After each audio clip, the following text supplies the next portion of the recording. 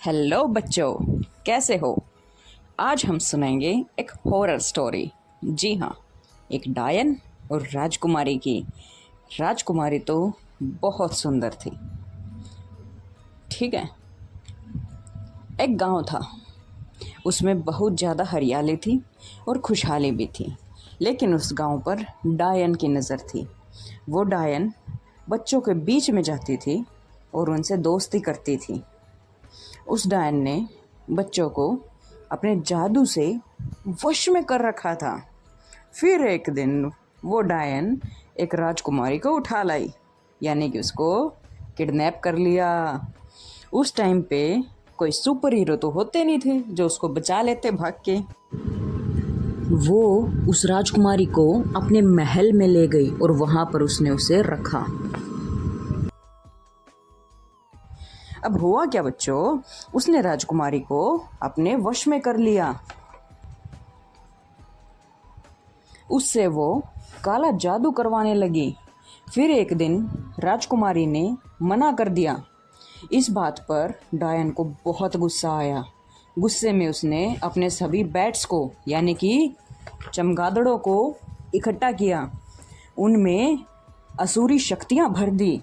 उन्हें गांव पर अटैक करने के लिए भेज दिया। कोई कोई चमगादड़ तो मॉन्स्टर की तरह लग रहे थे।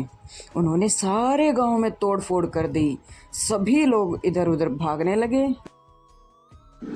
उन लोगों ने एक पावरफुल मॉन्स्टर की तरह गांव पर अटैक किया। वो लोग किसी को भी नहीं छोड़ रहे थे। उनके सामने जो कुछ भी आया उन्होंने उसी चीज़ को डिस्ट्रॉय करके रख दिया। इससे सारे लोगों में हाहाकार मच गया और वो सारे इधर उधर भागने लगे। अफरा तफरी ऐसी मची थी कि ना बच्चों ने अपने घर को देखा, ना बड़ों ने अपने घर को देखा। सभी के सभी भागने लगे। वो पागलों की तरह भाग रहे थे। पीछे मुड़कर देखने का कोई सवाल भी पैदा नहीं होता था। बेचारे भागते हुए एक जंगल की तरफ चले गए। वहाँ पर उन्हें एक साधु बाबा मिले। उन्होंने देखा कि गांव वाले किसी बुरी शक्ति के कारण परेशान हैं। जल्दी ही साधु बाबा को समझ में आ गया कि कुछ न कुछ इनके लिए करना पड़ेगा, नहीं तो सारे चमगादड़ पूरे शहर को तबाह कर देंगे और कोई भी वहां पर जिंदा नहीं बचने वाला था। उन्होंने अपनी पूरी श्रद्धा से ईश्वर को याद किया और अपनी सारी शक्तियों को इकट्ठा किया। इससे सारे चमगादड़ ठीक हो गए और उनमें से असुरी शक्ति निकल गई, यानी कि वो नेगेटिव से पॉजिटिव बन गए। वे सब जुगनू की तरह चमकने लगे।